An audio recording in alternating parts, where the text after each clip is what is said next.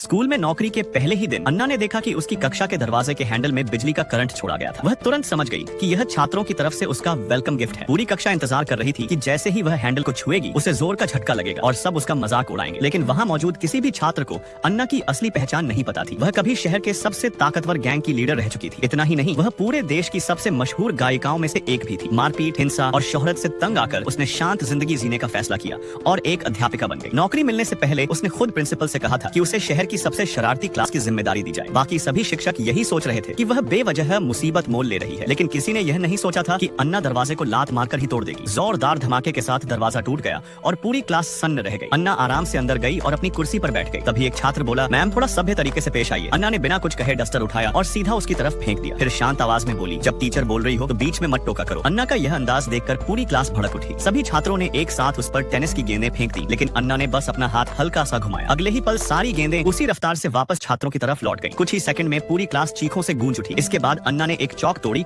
और उसके छोटे छोटे टुकड़ों को इतनी सटीक निशानेबाजी से हर छात्र की तरफ फेंका कि सब अपनी जगह पर चुपचाप बैठ गए। फिर उसने सख्त लहजे में कहा, आज के बाद जो भी क्लास में शरारत करेगा उसे इससे भी बड़ा सरप्राइज मिलेगा। यह सुनते ही पूरी क्लास शांत हो गई। लेकिन